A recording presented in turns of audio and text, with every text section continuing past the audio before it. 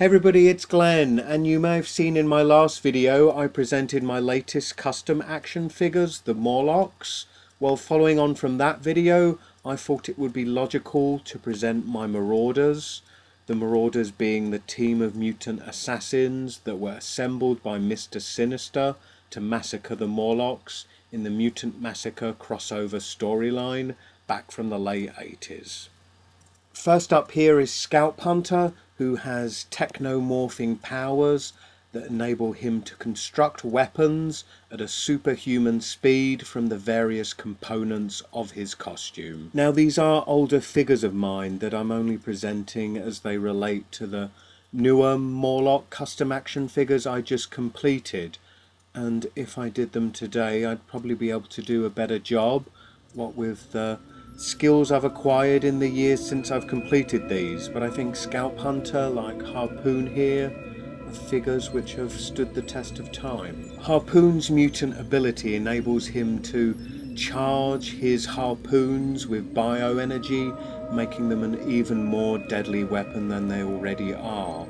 Harpoon as a character is responsible for the most lasting consequence of the Mutant Massacre storyline, that being his attack of Angel, which ultimately led to Angel having his wings amputated, and subsequently he transformed into Archangel as we know him today.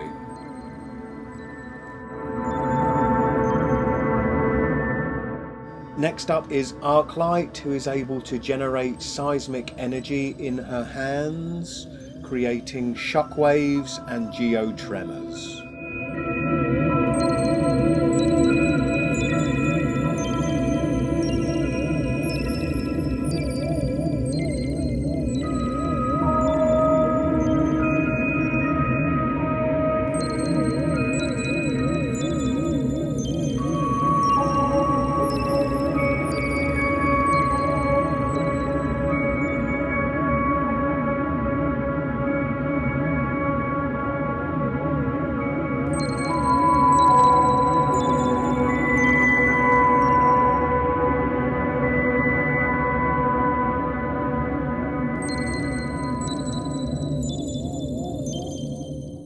Here is RIPTIDE, who is able to spin at a superhuman speed, throwing ninja stars as he does so, and as such he probably created the highest body count during the Mutant Massacre.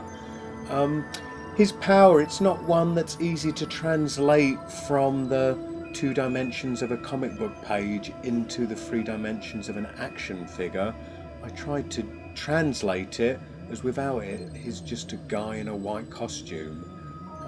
I tried my best in some of these photos. I'm helped out there by some Photoshop hocus pocus.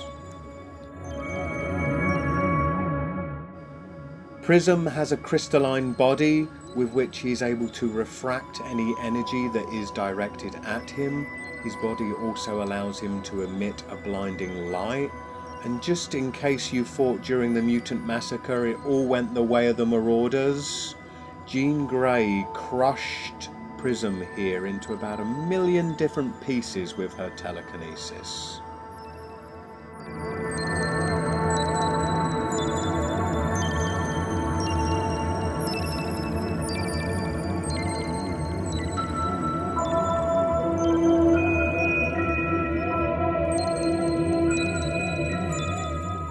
And finally, Blockbuster, the obligatory strong guy of the team.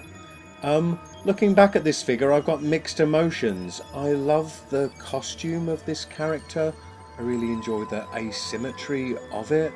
But looking at the head sculpt I gave him, I'm glad to say it's when you look back at figures like this you realise the way you've improved over time.